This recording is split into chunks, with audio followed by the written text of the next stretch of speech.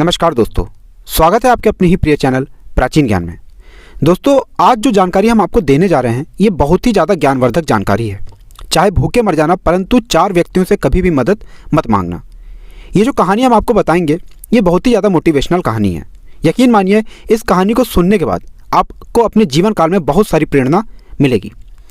दोस्तों, आप भी जानते हैं कि जीवन काल में जो समय का पहिया है वह इस प्रकार से चलता है कि कभी ना कभी एक समय ज़रूर ऐसा आता है कि आपको दूसरे लोगों की मदद की आवश्यकता होती है।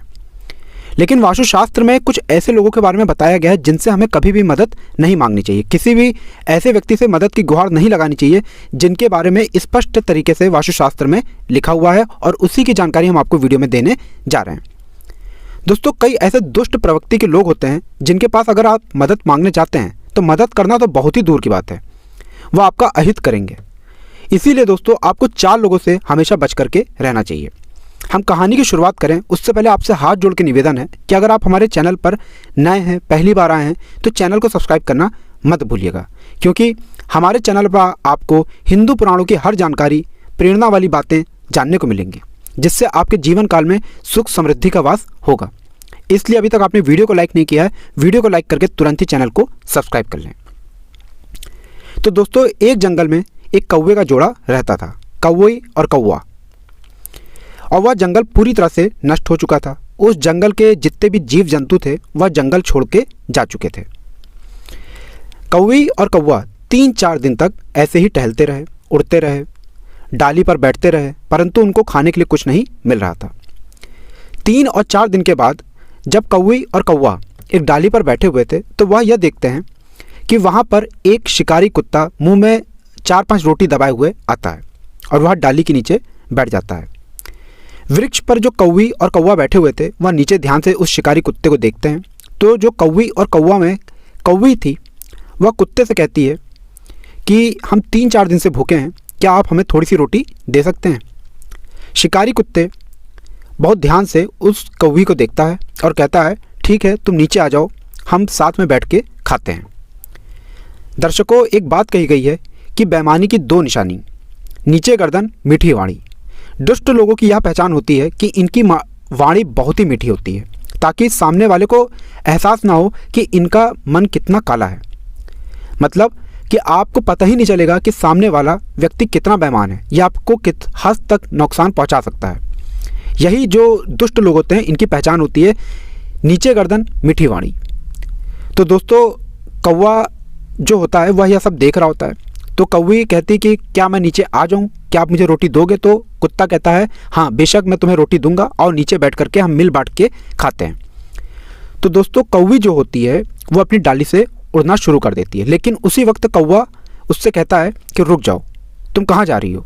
तो कौवी कहती है कि हम 3-4 दिन से ऐसे ही भटक रहे हैं, परंतु खाने के नाम पर हमें अभी तक कुछ, और आज जाकर एक कुत्ते ने हमें निमंत्रित किया है, चलो हम उसके साथ बैठ के खाते हैं।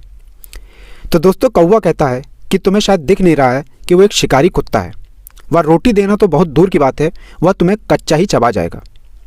कौवा साफ साफ कहता है कि यकीन मानो, तुम उसके पास जो रोटी मांगने जा रही हो वो रोटी देना तो बहुत दूर की बात है, वो सबसे पहले तुम्ही को खाएगा, वो तुम्ही का अपना शिकार बनाएगा। इसलिए उसके पास मत जाओ, क्योंकि बेईमान लोगों की 2 निशानी होती है, नीचे गर्दन, मीठी वाणी। तो कौवा कहता है कि चलो मैं तुम्हें आज एक कहानी सुनाता हूँ। वह कहानी जब सुनाना शुरू करता है तो दोस्तों, कौवी बहुत ध्यान से सुनना शुरू कर देती है।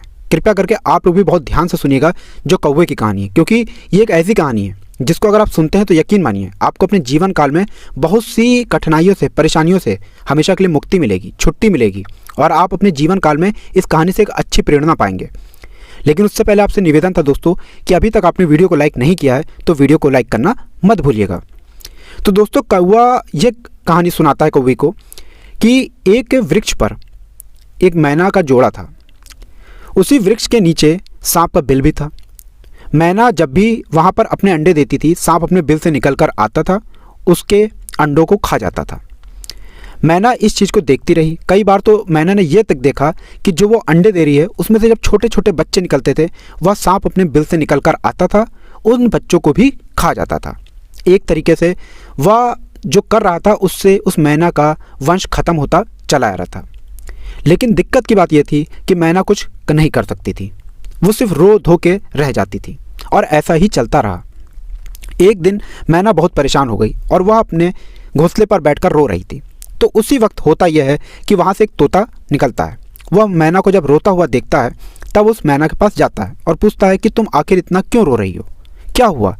तब मैना तोता को अपनी पूरी कहानी बताती है कि कैसे उसी वृक्ष के नीचे रहने वाला एक सांप उसके वंश को ख़त्म करता हुआ चला आ रहा है, उसके वंश को समाप्त कर चुका है और आगे भी करेगा।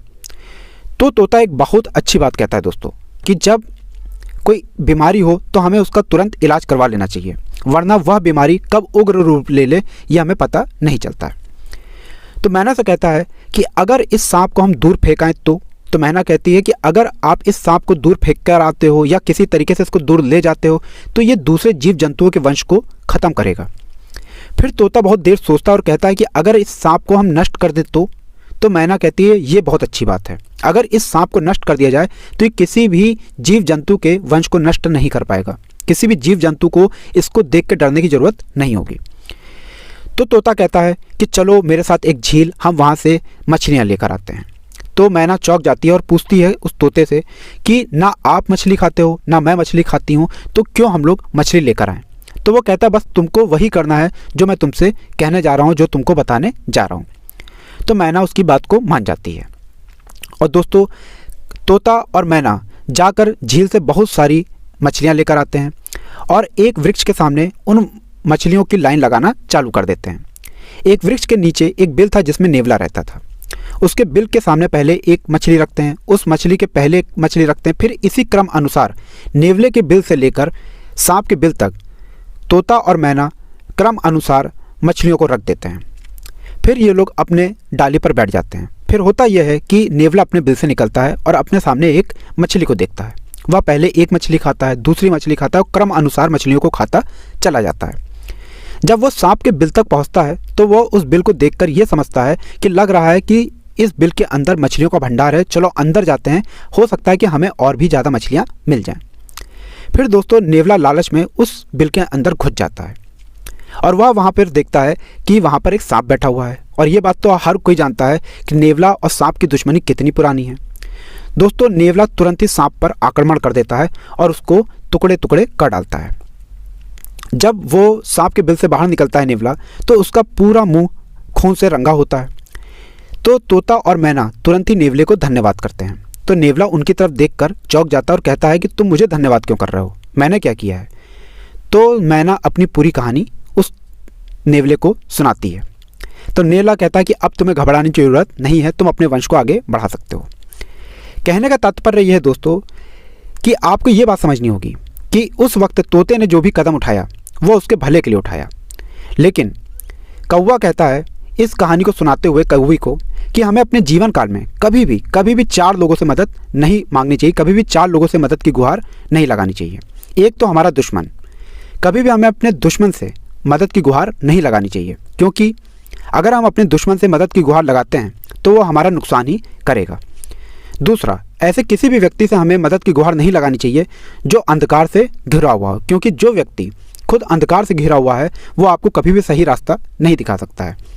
तीसरा, ऐसे कभी भी किसी व्यक्ति से मदद की गुहार मत लगाइएगा जो खुद मदद की गुहार लगाता फिर रहा हो, क्योंकि ऐसे व्यक्ति के पास अगर आप मदद की गुहार लगाएंगे तो वो सिर्फ आपसे अपना मतलब निकालेगा। आपकी मदद करना तो बहुत दूर की बात है, आपको भी अंधकार में ढकेल सकता है। चौथा, किसी भी नशे करने वाले व्यक्ति से मदद की गुहार मत लगाइएगा, क्योंकि जो व्यक्ति बहुत नशा करता है उसको खुद नहीं पता होता कि वो क्या कर रहा है। इसलिए आपको इन 4 व्यक्तियों से हमेशा मदद नहीं मांगनी चाहिए, इन लोगों पर कभी भी भरोसा नहीं करना चाहिए और आप अपने जीवन काल में बहुत आगे जाएंगे अगर इन लोगों से बचकर रहेंगे।